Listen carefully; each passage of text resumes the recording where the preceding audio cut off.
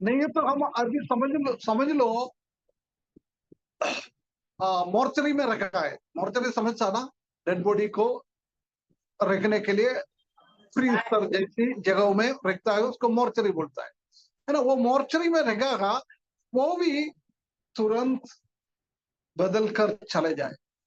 अगले दिन dead body लेने के लिए उनका घर पे कोई अविश्वासी लोग है, विश्वास नहीं किया था, वो लोग डेड बॉडी ढूंढने के लिए आएगा, जाके वो मोर्चरी का ताला खोल के देखेगा, बॉडी तो नहीं दिखे, है ना। उसको बोलता है पुनरुत्थान। वो मिट्टी में हो, कहीं भी हो, उधर से उड़ जाए। बाद में अपन डिटेल्स में पढ़ेंगे पुनरुत्थान के बारे में, जब थोड़ा और हम डिटेल्स में पढ़ेंगे, है ना। उसके बाद रूपांतर ये होता है कि अभी प्रभु यीशु मसीह आ रहा है। हम कितना लोग है इधर, आज कम लोग है ना, 17 लोग, 17 लोग बैठा है, और उसी के साथ भी और भी कोई लोग बैठा है, समझ लो 25-30 लोग है। ये अपन बैठा है, प्रभु यीशु मसीह अभी आया, ललकार का आवाज हमारे कान में आया, मैं अभी बैठकर आपसे बात करता है, मेरा ये शरीर बदल जाएगा। तुरंत एक आत्मिक शरीर, एक स्वर्गीय शरीर मिलकर में भी क्या करता है, तुरंत स्वर्ग की ओर लेके जाएगा। उसको बोलते हैं रूपांतर। मतलब प्रभु में सोया प्रभु में सोया हुआ लोगों को पुनरुत्थान हो जाता है।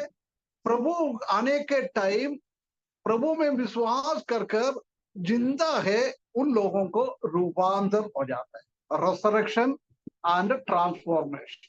ये दोनों चीज प्रभु का आगमन में होता है।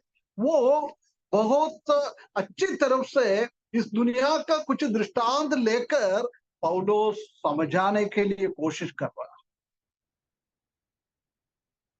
हो सकता है उसी टाइम ये कोरिन्थिया कलीसिया में बहुत गड़बड़ी चलने वाला कलीसिया था, वो लोग पुनरुत्थान को विश्वास नहीं किया होगा। हम जानता है, ये सदूशियन यहूदियों के बीच में एक सदूसी करके एक ग्रुप है, और फारसी लोग, इसी में से ये सदूकी करके लोग है, वो पुनरुत्थान में विश्वास नहीं करता है। वो बोलता था पुनरुत्थान होता नहीं, स्वर्गदूत है नहीं है, ऐसी ऐसी सिखाता है ना। ऐसी कुछ लोग इसी में आगे होगा, प्रभु में आया होगा, उन लोगों को भी अभी भी कुछ डाउट होगा, अरे पुनरुत्थान नहीं क्या, पुनरुत्थित हो जाएंगे क्या, ये बात उनके जीवन में। और हम जानते हैं कि अन्य जाति लोगों में पुनरुत्थान के बारे में कहीं भी सिखाता नहीं है। वो लोग ऐसी बताता है कि हमारा शरीर को बदल कर अगला जन्म में और कुछ बन जाएगा, दूसरा जन्म में और कुछ बन जाएगा। ऐसी जब तक वो रोटेशन ऐसी चलता रहेगा, में बिल्कुल साफ हो जाएगा, उसके बाद स्वर्ग में लेके चले जाता है। ये दूसरा धर्म ये सिखाता है। ऐसे ही यहूदी लोगों का भी बीच में ये सदूसी करके लोग था, एक ग्रुप था, उसने भी ये पुनरुत्थान में विश्वास नहीं किया। इसलिए पौलुस ऐसी कुछ लोग विश्वास में आए होगा, उन लोग समझने होगा ये उद्धार पुनरुत्थान नहीं होता है, इसलिए उनको वो समझाने के लिए वो पौलुस ये बात को समझा रहा। हम जानते हैं कि एक बार अथेना करके एक जगह में पौलुस भाषण दे रहा था, उसी टाइम कुछ लोग पौलुस के विरुद्ध में इकट्ठा हो गया, पौलुस के विरुद्ध में काम करने के लिए। उसी में कोई सदूशी लोग भी था, कुछ पारसी लोग भी था, यहूदी लोग, इनके ऊपर था। पौलुस को जल्दी उसने क्या है, पुनरुत्थान के बारे में बोला है। जब पौलुस के विरुद्ध में झगड़ने के जगह में फरीसी और सदूकियों के बीच में झगड़ा हो गया, क्योंकि ऐसी ये लोग नहीं सिखाता था। उसके बाद हम देख सकते हैं कि प्रेरितों की काम 23 अध्याय में इस बात को हम देख सकता है। परंतु पारसी लोग पुनरुत्थान में भी विश्वास करता था, स्वर्गदूत भी है, सब कुछ में वो विश्वास करने वाला लोग था। है ना। इसलिए कोरिंथिय लोगों से कुछ लोग वो सदूकियों को फेवर किया है, उसी को प्रोत्साहन किया है, भैया तुम बोल रहा है सही है। कुछ उसमें से लोग फारिसी को साथ था, उसको बोल रहा है तुम्हारा भी पुनरुत्थान है वो सही है। मानो ऐसी सदूकियों को फेवर करने वाला, उसी के अनुकूल में बोलने वाला लोगों को ये समझाने के लिए पौलुस ये कोरिन्थियों की किताब पहला कोरिन्थियों 15वां अध्याय लिखा है। इसी बात को बहुत बहुत अच्छी तरफ से लोग कोई भी समझ सकता है, उसी हिसाब से उसको बता रहा है। हर एक विश्वास रिलीजियन सबको ये रिसरेक्शन में वो लोग बिलीव नहीं करता है, परंतु उसी चीज को वो समझाने के लिए पौलुस ने इस बात को बताया है। हम जानता है कि पुनरुत्थान ये हमारा सुसमाचार का बहुत एक नींव प्रभु यीशु मसीह का पुनरुत्थान है। वो पुनरुत्थान के द्वारा ही कलीसिया का फॉर्मेशन हो गया है, वो पुनरुद्धित शक्ति से, है ना। ये बात को समझाने के लिए पौलुस ने ये बात को अच्छी तरफ से सिखा रहा है। उसमें बोल रहा है प्रभु यीशु मसीह का पुनरुद्धित हो गया है, इसलिए तुम्हारा भी पुनरुद्धित हो जाएगा। वो प्रभु यीशु मसीह हमारे लिए एक अच्छा उदाहरण है, वो उदाहरण को पौलुस बता रहा है।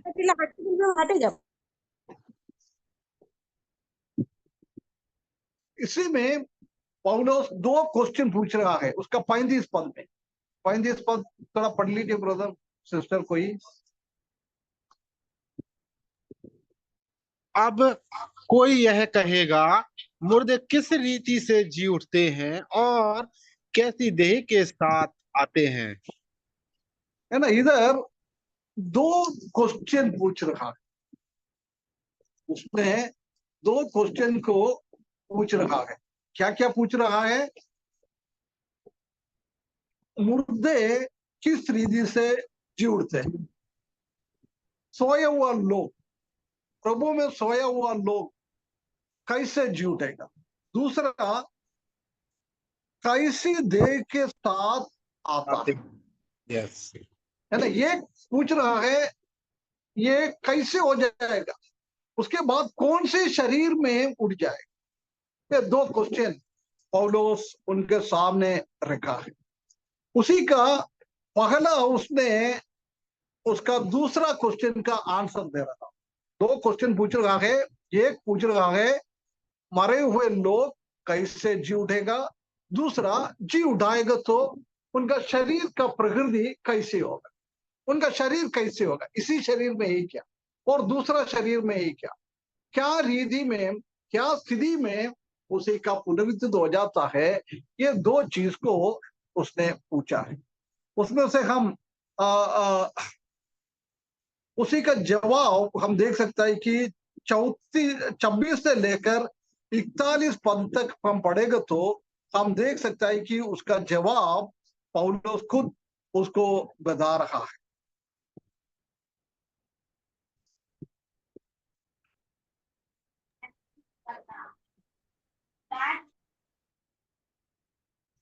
थोड़ा पढ़ लीजिए ब्रदर। कहाँ से अंकल, कहाँ से पढ़ना है? 36 से। 36 से 41।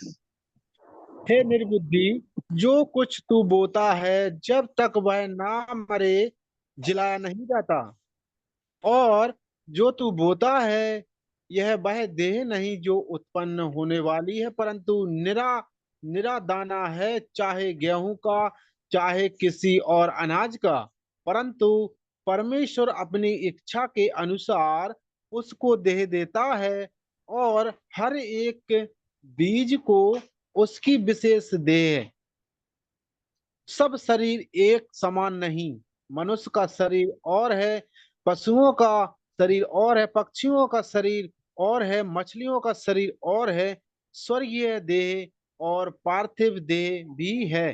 परंतु स्वर्गीय देहों का तेज और है और पार्थिव का और। सूर्य और तेज सूर्य का तेज और है, क्योंकि एक तारे से दूसरे तारे के तेज में अंतर है। है ना। इधर पौलुस तीन चीजों को, ये दुनिया की रीति से तीन दृष्टांत को बता रहा। पहले का दृष्टांत है बॉटनी। बॉटनी साइंस के अंदर, हम साइंस पढ़ने के टाइम फिजिक्स, केमिस्ट्री, बायोलॉजी ये पढ़ता ना। बायोलॉजी के अंदर भी अलग अलग डिविजन है, उसी में एक है बॉटनी। बॉटनी मतलब आ, आ, सस्यों के बारे, पेड़ों के बारे सिखाता है, उसको बॉटनी बोलता है। सस्य शास्त्र, शायद हिंदी में सस्य शास्त्र बोलता है, मालूम, क्लियर नहीं मालूम मेरे को, है ना। पेड़ों के बारे में, उसी के बारे में सब सीखता है, उसको बॉटनी बोलता है। वो 36 से 38 तक हम पढ़ेगा तो वो सस्य के बारे में बोल रहा। सस्य के अंदर वो ये बात को कहता है, हम बीज को बोझता है ना, गेहूं को बोझता है, चावल को बोझता है, मिट्टी के अंदर हम डालता है, जब उसी में से कैसी वो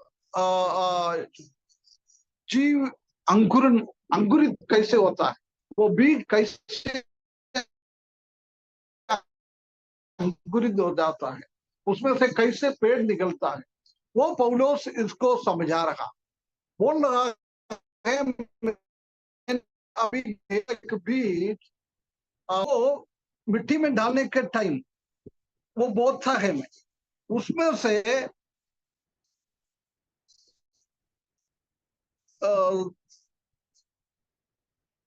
जो तू बोता है वो देख नहीं तो उत्पन्न होने वाली, परंतु निरा दाना चाहे गेहूं का चाहे किसी और अनाज का है, परंतु परमेश्वर अपनी इच्छा के अनुसार उसको देख देता है और हर एक बीज को उसकी विशेष दे।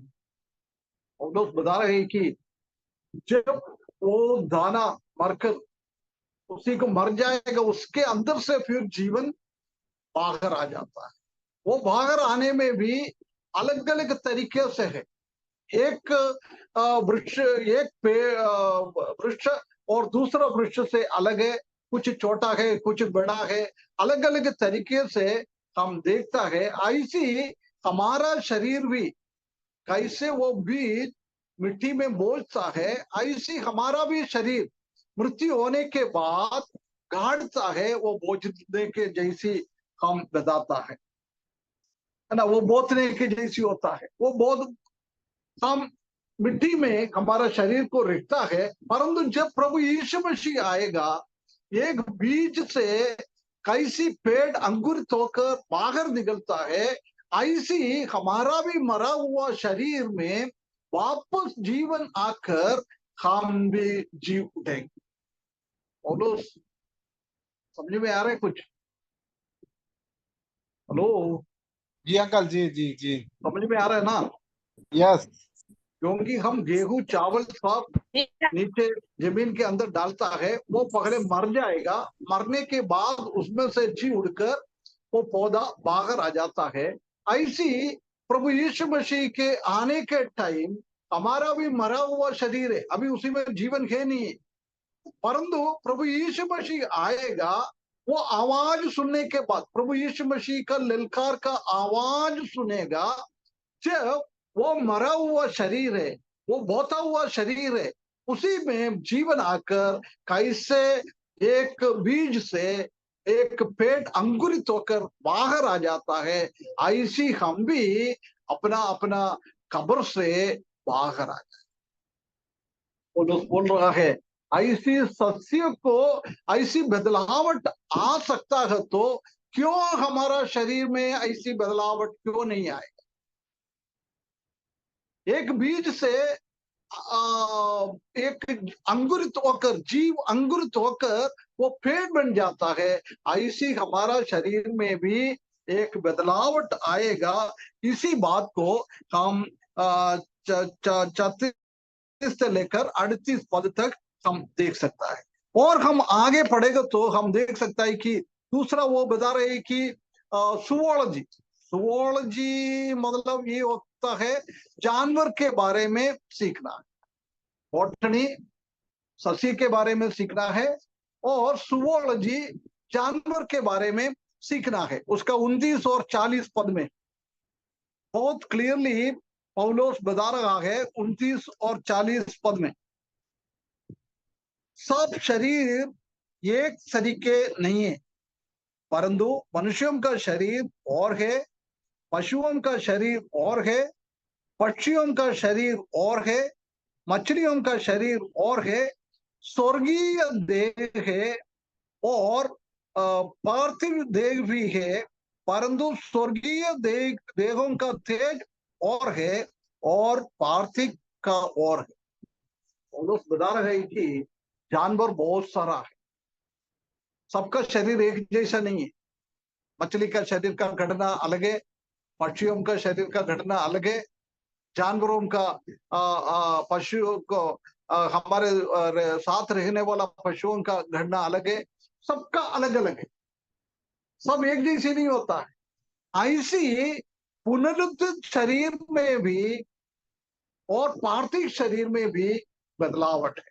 अभी हमारा ये पार्थिव शरीर है, ये दुनिया के शरीर है, ये शरीर और पुनरुत्थित शरीर नहीं तो रूपांतर होते हुए मिल रहा है शरीर, उसी में दोनों में जमीन आसमान की फर्क है।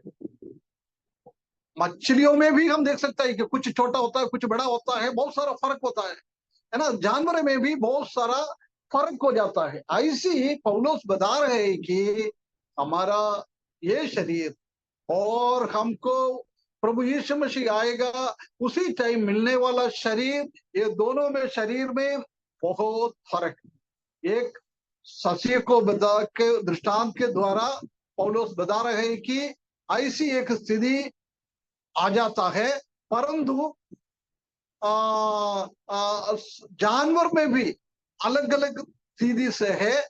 ऐसी जानवर के स्थिति से भी हमारा भी पार्थिव शरीर और स्वर्गीय शरीर, पुनरुत्थित शरीर, रूपांतर शरीर, ये दोनों में भी फर्क है। ये बात को उसने 39 और 40 पद में बताता है ना। उसके बाद हम उसका 41 पद में हम तीसरा दृष्टांत पौलुस बता रहा है। एक सस्य के बारे में, दूसरा जानवरों के बारे में, तीसरा एक बता रहा है एस्ट्रोनॉमी। एस्ट्रोनॉमी मतलब आसमान, सूरज, चंद्रमा, इसी को सबको बारे में सीखता ना, उसको बोलता है एस्ट्रोनॉमी।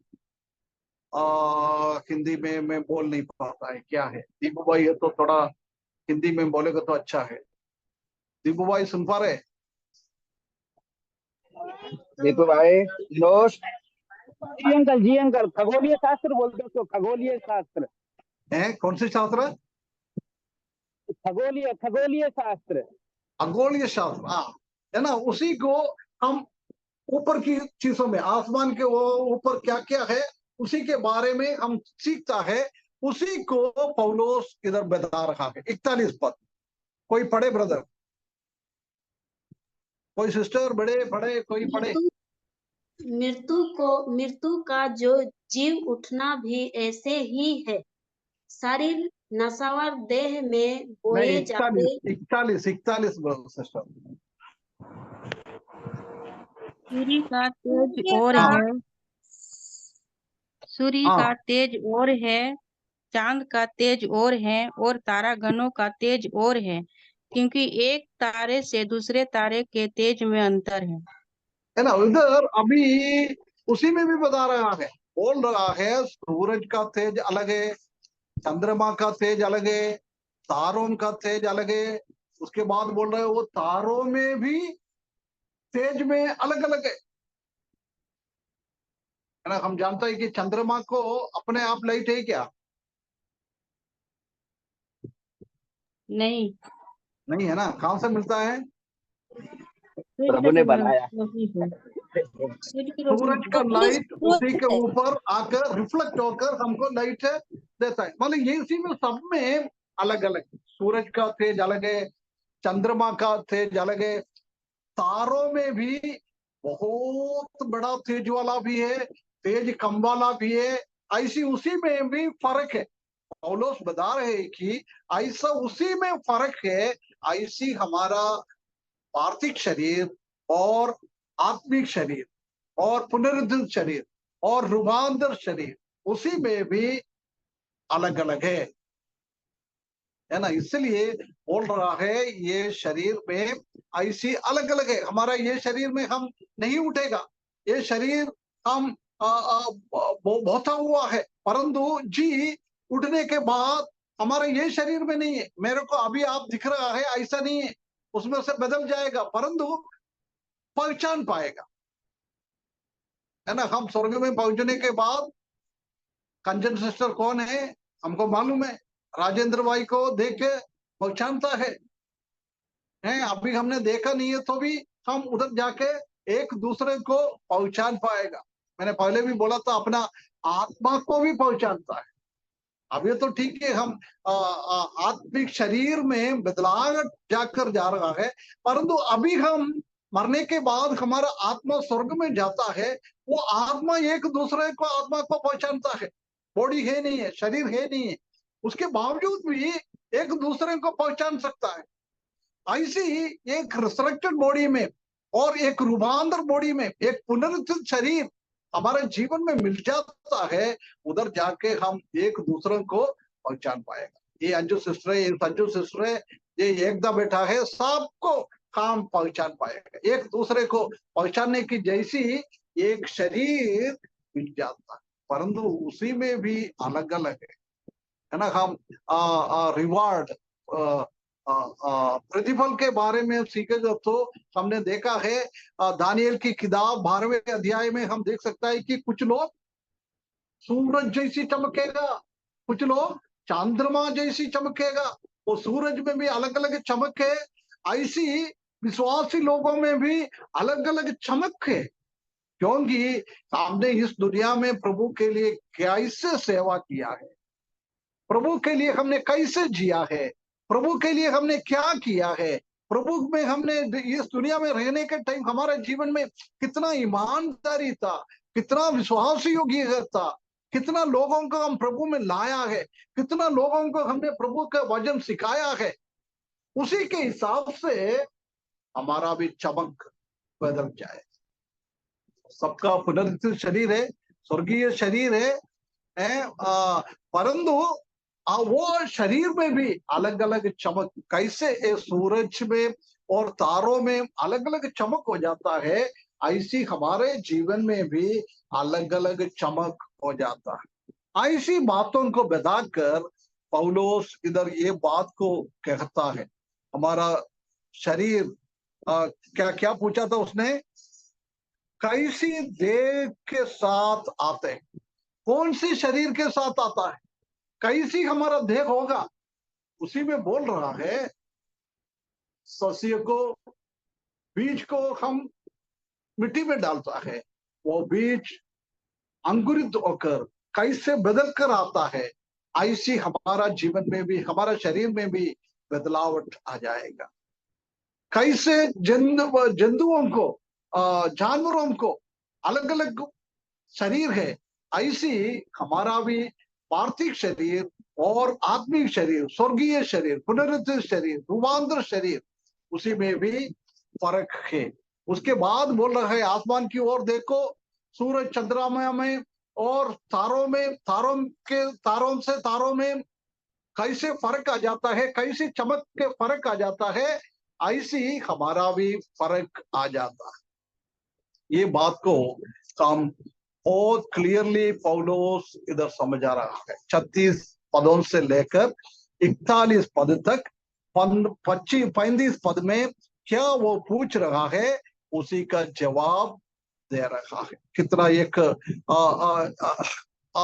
एक महत्वपूर्ण शरीर हमको मिलेगा। आज हमारा शरीर में तकलीफ है, परेशानी है, दर्द है, दुख है, विलाप है, मृत्यु है, सब कुछ है। परंतु हमारा पुनरुत्थित शरीर में कोई दुख नहीं है, कोई विलाप नहीं है, कोई भी ये नहीं है। अभी हमारा हम रोज हम प्रार्थना करता है हमारा अभिषेक के लिए। अभी उनका शरीर में कोई तकलीफ है, परेशानी है, वो चल नहीं पा रहा है, बराबर कुछ काम नहीं कर पा रहा है, आईसीयूसी का शरीर है। परंतु अभिषेक भाई एक हमको आशा दिया है, जब प्रभु यीशु मसीह आएगा, आपका ये दीनहीन शरीर, ये बलहीन शरीर आपको अभी खड़ा नहीं हो सकता है, आपको अभी चल नहीं पाता है, परंतु उसी दिन ये शरीर को बदल जाएगा। हमारी जैसी आपका भी एक शक्तिशाली शरीर परमेश्वर। अभिषेक भाई, अभिषेक सुन रहे बेटा? अभिषेक हाँ अंकल सुन रहे हैं ना? हैं? हाँ, बहुत आशा की बात है, परमेश्वर का वचन में लिखा है, इसलिए आपको दुख होने का जरूर नहीं है। हैं? हमारा आशा क्या है? प्रभु यीशु मसीह आएगा, अब भी आएगा तो आपका वो बलहीन शरीर बदल जाएगा, बदल कर एक आत्मिक शरीर, शक्तिशाली शरीर आपको मिल जाएगा। है ना? खुशी की बात है ना? हाँ, खुशी की बात है ना। बहुत हमारे लिए ये बहुत एक आशा परमेश्वर ने दिया है। आज हमारे जीवन में बीपी है, शुगर है, कैंसर है, ऐसी अलग अलग बीमारी है, परंतु उसी बार कोई कैंसर नहीं है, कोई डॉक्टर का जरूरत नहीं है, कुछ भी जरूरत नहीं है उधर है। ऐसी एक शरीर में हमारा ये बलहीन शरीर, ये दिनहीन शरीर बदल जाए। कितना एक धन्य आशा परमेश्वर ने हमारे लिए दिया है। उसी को पौलुस बता रहा है कैसी हमारा शरीर हो जाए। समझ में आया? पुनरुत्थित शरीर में कैसे हो जाएगा, हमारा शरीर कैसे बदल जाएगा, हम और आगे दिनों में पढ़ेंगे। पुनरुत्थित शरीर का स्वभाव कैसे, उसका स्वभाव क्या क्या है, वो हम बाद में पढ़ेंगे। ये तो अभी अपन सिर्फ ये वाक्य को पढ़ते जा रहा है ना। ये तीनों चीजों के बारे में पौलुस ये कहना चाहता है कि हमारा ये शरीर और पुनरुत्थित शरीर में जमीन आसमान का फर्क है। ये शरीर का जैसा नहीं है, ये शरीर मर जाएगा, इसी शरीर से फिर जीवन उठ जाएगा, एक स्वर्गीय शरीर मिल जाएगा और एक रूपांतर शरीर मिल जाएगा। हम तुरंत स्वर्ग की ओर जाएंगे, हमेशा हमेशा प्रभु के साथ खुशी में आनंद के साथ रहने वाला एक शरीर हमको मिल रहा है। उसके बाद उसने दूसरा क्वेश्चन का आंसर बता रहा है। दूसरा क्या पूछ रहा है? पहला क्वेश्चन क्या है?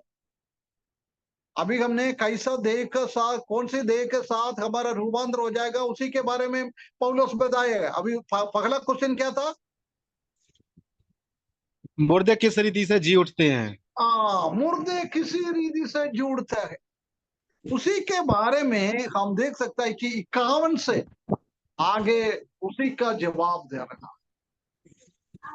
लोगों को डाउट है कैसे उड़ जाएंगे यार, कितना साल पहले आदम, कितना साल हो गया शांत होने के बाद, उसी का शरीर कहाँ मिलेगा, कहाँ कहाँ गए होगा, है ना। बाकी वो सब बाद में अपन सीखेंगे, वो थोड़ा और हमारा आशा को आगे बढ़ाता है। अभी हम इसी पदों के ऊपर अपन ध्यान देते हुए आने वाला दिनों में हम पुनरुत्थान के बारे में और सीखेंगे, जब हम और अच्छी तरफ से समझ लेंगे, है ना। उसी में 51 के पद में लिखा है, वर्स 51, पढ़ लिए बेटा कोई? देखो मैं तुमसे भेद की बात कहता हूँ, हम सब नहीं सोएंगे परंतु सब बदल जाएंगे। है ना, बहुत क्लियरली लिखा है। क्या होता है, मैं एक तुमको एक भेद की बात करता। क्या होता है भेद? भेद क्या होता है मालूम है? इंग्लिश में मिस्टरी लिखता है, मिस्टरी, भेद, राज, राज की भेद, बात, भेद है, राज की बात, गुप्त बात। गुप्त बात। यस अंकल, गुप्त बात। ये भेद की बात ये होता है कि पुराना नियम को लोगों को उसके बारे में कोई जानकारी नहीं। पुराना नियम में इसके बारे में वो गुप्त था। कहीं भी उत्पत्ति से लेकर मलाकी तक लिखा है विश्वासी लोगों को पुनरुत्थान के बारे में, विश्वासी लोगों को मरे हुए से जी उठने के बारे में कोई भी बात नहीं बताया। प्रभु आएगा, दोबारा आएगा, परमेश्वर का शासन हो जाएगा, ये सब बहुत लिखा है। यशायाह की किताब में, एसेकियेल की किताब में, दानियेल की किताब में, बहुत सारे किताबों में उसी के बारे में परमेश्वर आएगा, परमेश्वर शासन करेंगे, पृथ्वी का क्या बदल जाएगा, ये सब लिखा है। परंतु इसी के बारे में नहीं लिखा है। वो कलीसिया भी एक भेद है, चर्च एक भेद है, क्योंकि पुराना नियम में उसके बारे में कुछ नहीं बोला। ऐसे ही ये पुनरुत्थान भी, मरे हुए आदमी कैसे जी उठेंगे, वो भी पुराना नियम में उसके बारे में कुछ भी नहीं लिखा है। अभी वो रिवील कर रहा है, गुप्त बातों को अभी रिवील कर रहा है, नया नियम में रिवील कर रहा है। उसको बोलता है भेद, है ना, गुप्त बात, मिस्ट्री। ये बात को हम इधर देख सकता है। क्या बात को पौलुस इधर प्रकट कर रहा है? क्या प्रकट कर रहा है? भेद। हाँ, वेद क्या बोल रहा है? 51वें पद में लिखा ना। हाँ, मैं एक हम सब वेद की सोएंगे नहीं। बात करता हूँ। हाँ, उसके बाद क्या बोल रहा है? हम सब हम नहीं सब सोएंगे, हाँ, हम सब नहीं सोएंगे, परंतु सब बदल बदल जाएंगे, बदल है जाए। ना। इसी बात को पुराना नियम में कहीं भी नहीं लिखा है। हम मरने के बाद, हम नहीं मर रहा है, हम सो रहा है। परंतु वो पुराना नियम में ऐसा नहीं था। वो सो रहा है ऐसा कोई शब्द हम पुराना नियम में हम नहीं देख सकता। ये परंतु नया नियम में, प्रभु में सब लोग सो रहा है, अभी सो रहा है। सोने का व्यक्ति निश्चय क्या हो जाएगा? उड़ जाएगा ना। यस। सोने वाला सब उड़ जाएगा। इसलिए हमारा मृत्यु हमेशा के लिए इस दुनिया से जाने का जैसा नहीं है। थोड़ी देर के लिए हम सो रहा है, एक दिन हम जी उठेंगे। कौन से दिन? प्रभु यीशु मसीह का दोबारा आगमन कर, रैप्चर ऑफ द चर्च। कलीसिया को लेने के लिए प्रभु यीशु मसीह आएगा। उसी दिन हमारा शरीर को एक पुनरुत्थित होकर हम मरे हुए से जी उठेंगे। ये बात को पौलुस इधर कह रहा है। हम जानते हैं कि परमेश्वर का वचन में ऐसा लिखा ना, एक दिन मृत्यु, उसके बाद एक बार जन्म, एक बार मृत्यु, इसके बाद न्याय का होना है। हाँ, मृत्यु और न्याय। परमेश्वर के वचन में वही मिला आता था, मृत्यु के बाद न्याय।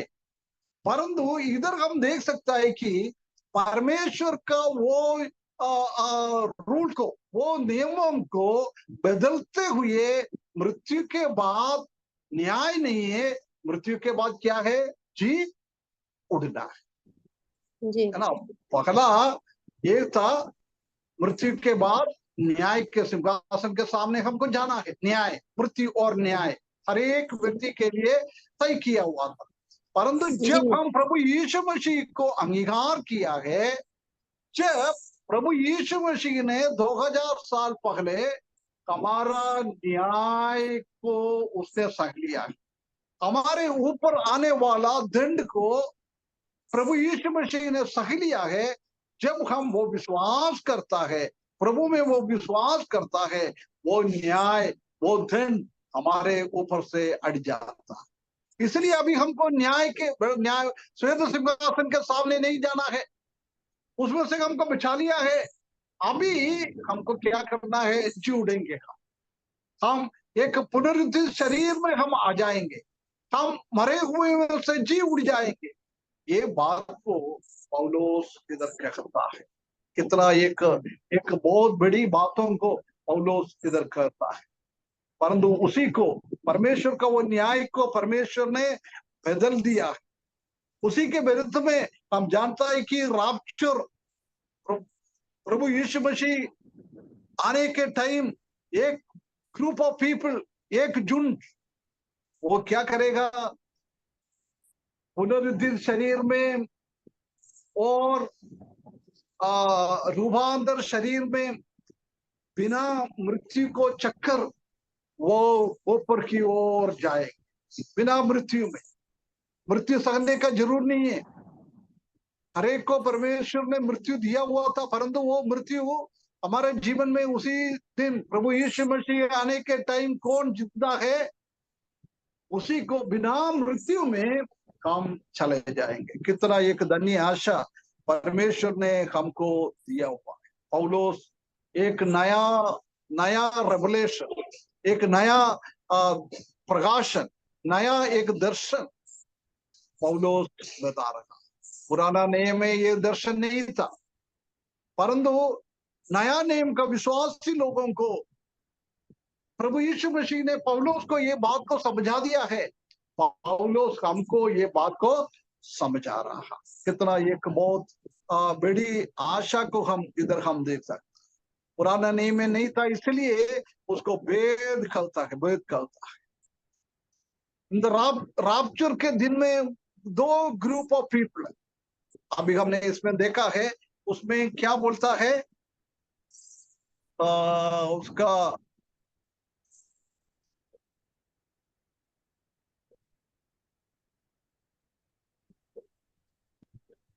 तिरपन पद में, क्योंकि अवश्य है कि यह नाशवान देह है अविनाशी को पहन लो, और यह मरणहार देह अमरता को पहन लो। है ना। ये तो दो टाइप के, एक नाशवान शरीर, हमारा ये शरीर है, ये नाशवान है, एक दिन नाश हो जाएगा, मृत्यु के द्वारा नाश हो जाएगा। नहीं है तो प्रभु यीशु मसीह आएगा, इसी शरीर को तोड़ फोड़ कर एक नया शरीर हमको दिएगा। ये करप्टेड बॉडी, ये नाश होने वाला शरीर है। वो नाश होने वाला शरीर को परमेश्वर किसमें बदल जाएगा? अविनाशी शरीर में। कोई भी अविनाशी नहीं होता है, कोई भी नाश नहीं होता है, ऐसी एक शरीर में हम बदल जाएगा। ये किसके बारे में बोल रहा है? अविनाशी शरीर, नाशवान शरीर। ये कौन सी शरीर है? ऑलरेडी मरा हुआ लोगों का शरीर है, वो कब्र में रख दिया है, वो अभी नाश हो गया है, उसी को मिट्टी में वो मिल गया है। हम जानता है कि जब 4 दिन के बाद लासर के कब्र में गया है, जब उनका बहन लोग बोल रहे नहीं जाना, उनका शरीर तो अभी नाश हो गया है, अभी उसमें से बदबू निकलेगा। 4 दिन के अंदर वो नाश हो गया है, वो मिट्टी के अंदर मिल गया है। अभी नाशमान शरीर, वो जब प्रभु यीशु मसीह आएगा, ये नाशमान शरीर को किसको कब्र में पड़ा है, वो लोगों को अविनाशी शरीर में बदल जाए। Corruptible body into the incorruptible body, है ना। नाश होने वाला शरीर को परमेश्वर किस शरीर में बदलेगा? अविनाशी शरीर में बदल जाएगा। कितना एक धन्य आशा हमारे जीवन में दिया है। उसके बाद दूसरा हम बोल रहा है, उसमें बोल रहा है मरणहार देह को अमरता को पहनेगा। ये मरणहार देह, मॉर्टल बॉडी, ये मरने का ही है। ऐसी शरीर को अमर बॉडी मिलेगा, कोई कभी मरेगा नहीं। हमारा ये अभी का ये शरीर एक दिन मरना है, वो शरीर को बदलकर कभी भी मृत्यु नहीं आएगा। ऐसी एक स्थिति में रूपांतर करेंगे, ऐसी एक शुद्ध शरीर में पुनरुत्थित हो जाएंगे। अविनाशी शरीर को, नाशवान शरीर को अविनाशी दिशा में, और मरणहार शरीर को अमर शरीर में बदल जाएगा। ये अमर शरीर वो हमारा किसने? प्रभु यीशु मसीह आने के टाइम जीवन में रहता है, उन लोगों का शरीर के बारे में बोल रहा है। जब होता है 52 पद में, और ये क्षण भर में पलक मारते ही पिछली तुरही फूकते ही जाए होगा, क्योंकि तुरही फूकी जाएगा और मुर्दे अविनाशी दिशा में उठाए जाएगा और हम बदल जाएंगे। देख, मरा हुआ लोग अविनाशी दिशा में बदल जाएगा वो, और हम बदल जाएंगे। जिसने उसी टाइम जिंदा है उसी का बदल जाएंगे। परमेश्वर का तुरही फूकने का आवाज, उसी के आवाज में वो क्या कहा है, क्षण पर में फलक मारते ही। आजकल पहले हमारा टाइम में हम सेकंड बोलता था, सबसे कम सेकंड। आजकल सेकंड को भी डिवाइड करता है, माइक्रो सेकंड, माक्रो सेकंड, है ना। इसी माक्रो सेकंड मतलब एक सेकंड को 1000 से डिवाइड करेगा तो कितना मिल जाता है। उसी टाइम हमारा जीवन बदल जाए। मरे हुए लोगों किसने मरा हुआ है, उन लोगों का शरीर अविनाशी दिशा में बदल जाएगा वो, और किसका मरा नहीं है उनको एक बिना मरने वाला एक शरीर में बदल जाएगा। उसी रीति से हमारा शरीर को बदलने वाला है। पौलुस बहुत क्लियरली बोल रहा है कैसे मरे हुए लोग जी उठेंगे। लोगों को शंका था, लोगों को डाउट था कैसे हो जाएगा, परंतु पौलुस इधर बहुत क्लियरली बोल रहा है उसके लिए आपको चिंता करने का जरूर नहीं है। हमारा सर्वशक्तिमान परमेश्वर उनका तुरही फूकने का आवाज से और प्रभु यीशु मसीह का ललकार का आवाज से दोनों नाशवान शरीर और मरणहार शरीर ये दोनों बदल जाएगा। किसने मरा हुआ है उनको भी बदल जाएगा, कौन जिंदा है उसको भी बदल जाएगा। और 54 पद में, 54 पद पढ़ना ब्रदर, जल्दी थोड़ा पढ़ के अपन आगे बढ़े।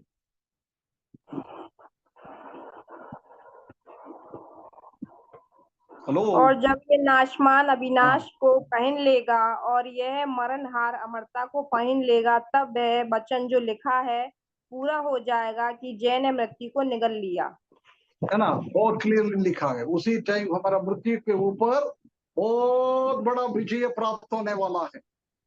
उसके बाद 55 और 56 एक साथ पढ़े। हे मृत्यु तेरी जय कहाँ रही, हे मृत्यु तेरा डंक कहाँ रहा। मृत्यु का डंक पाप है और पाप का बल व्यवस्था है ना। इधर दो क्वेश्चन पूछ रहा है ये कौन, एक पूछ रहा है 55 में, हे मृत्यु तेरा जय कहाँ है। एक दूसरा पूछ रहा है हे मृत्यु तेरा डंक कहाँ है। बोल सकता है ये दोनों कौन पूछता है।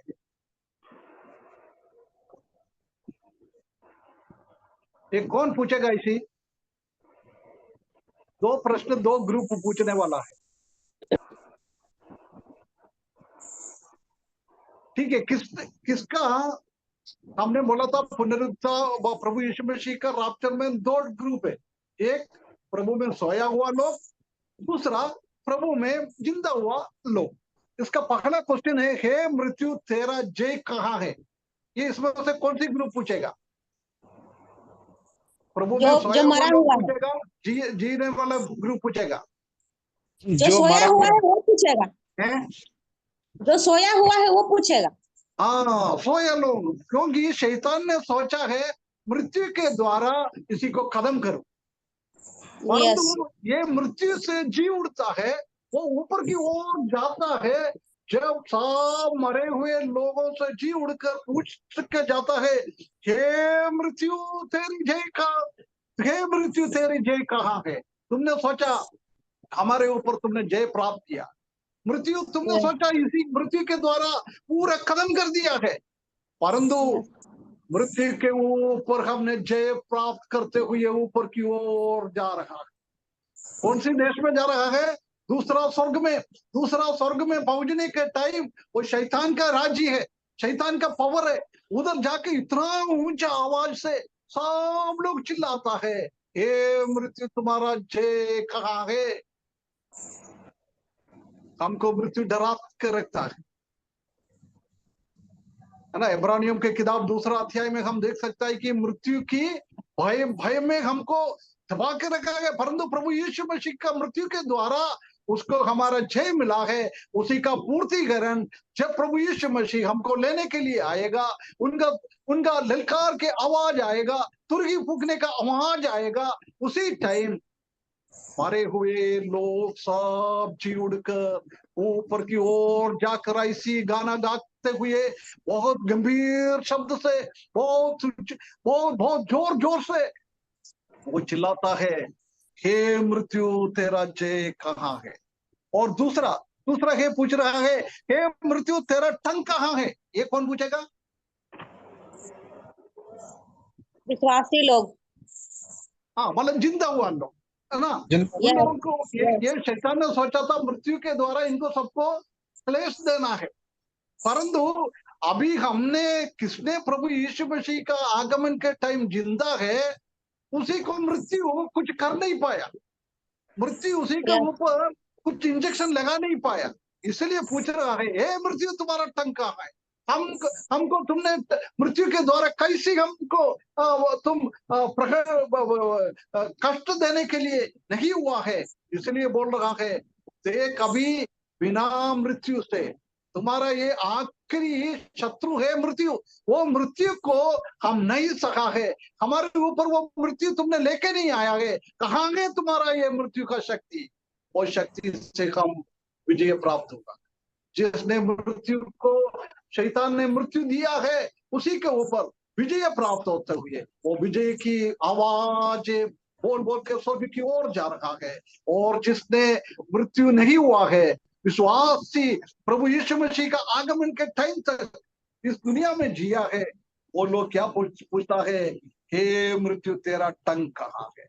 मृत्यु का टंक पाप है और पाप का बल व्यवस्था है।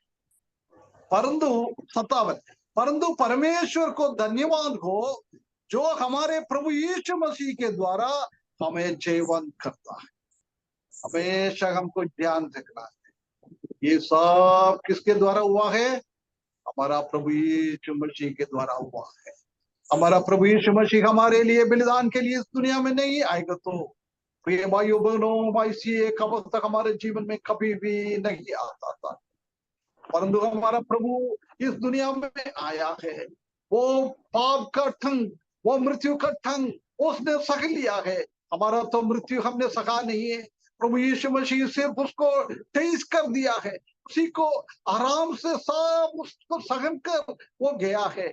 हमारा मृत्यु उसने सह लिया है, इसलिए मृत्यु का जय हमारे ऊपर नहीं है, मृत्यु का टंक हमारे ऊपर नहीं है, उसी में से हमको बचा लिया है। इसलिए हम परमेश्वर को धन्यवाद करते हुए हमारा जीवन बिताना है। मसीहा यीशु मसीह के द्वारा हमें जयवंत मिला है। जयवंत का शब्द है, मृत्यु तेरा जय कहाँ है, मृत्यु तेरा टंक कहाँ है। ये जयवंत का शब्द है। वो जयवंत का शब्द बोलने का मौका हमको इसलिए मिला है, हमारा प्रभु यीशु मसीह हमारे लिए कष्ट सका है, हमारा प्रभु यीशु मसीह हमारे लिए मारा गया है, हमारा प्रभु यीशु मसीह पाप का पूरा बोझ उसके ऊपर लिया है। वो यूहन्ना बपतिस्मा देने वाला प्रभु यीशु मसीह को देखने के बाद बोल रहा है, ये देख ये मेमना पूरा दुनिया का पाप का बोझ उठाने वाला है। हमारा पाप का बोझ उसने उठा लिया है, इसलिए हम ये गाना गाते हुए हम ऊपर की ओर जा सकता है। हे मृत्यु तेरा जय कहाँ है, हे मृत्यु तेरा टंक कहाँ है। और आगे हम देखे 58 पद में, सो है मेरे प्रिय भाइयों, पौलुस याद दिला रहा है, ये सब अच्छी बात है, प्रभु ने हमारे लिए दिया है, ये एक दिन ऐसी बदल जाएगा, परंतु अभी हम जिंदा है। उनको एक अच्छा उपदेश पौलुस दे रहा है, हे मेरा प्रिय भाइयों, दृढ़ और अटल रहो और प्रभु के काम में सर्वदा बढ़ते जाओ, क्योंकि ये जानते हो कि तुम्हारा परिश्रम प्रभु में व्यर्थ नहीं। हमारा ये काम है, हम दृढ़ हो जाओ, हम अटल रहो, प्रभु का कामों में हम आगे बढ़ो। प्रभु का कामों में हम आगे बढ़ेगा तो कभी भी वो व्यर्थ नहीं होता है। इस दुनिया में हम कभी नौकरी करता है, कभी कभी हमको तंगा नहीं मिलता है, हमको क्या क्या इंसेंटिव मिल रहा है वो नहीं मिलता है, हमारा पेंशन नहीं देता है, बहुत सारा गड़बड़े अभी भी कर रहा है ना, लोगों को पेंशन टाइम में नहीं मिल देता है। परंतु जब हमने प्रभु के साथ अटल का के साथ प्रभु का हम सेवा करेंगे तो हमने क्या किया है उसी के हिसाब से प्रभु हमको प्रतिफल दिए। उनके पास बहुत है प्रतिफल, इसलिए हम उसके लिए जीना है। ये धन्य आशा के, टाइम थोड़ा ऊपर हो गई क्या, अरे बाप रे। हाँ, धन्य आशा के साथ जीवन बिताने के लिए परमेश्वर हमको सहायता करे, उसकी बड़े नाम की महिमा।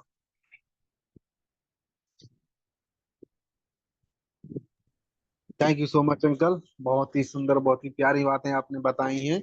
प्रभु आपको आशीष करे। और मैं विश्वास करता हूं कि हर एक जन ने इतनी गहराई रीति से कभी अध्ययन नहीं सुना होगा, ना ही कभी आपने इतनी अच्छी मीटिंग में कभी आप नहीं बैठे होंगे जो आज प्रिय दास ने हमारे बीच में रखा, क्योंकि हमारे लिए बहुतायत की बातों का ज्ञान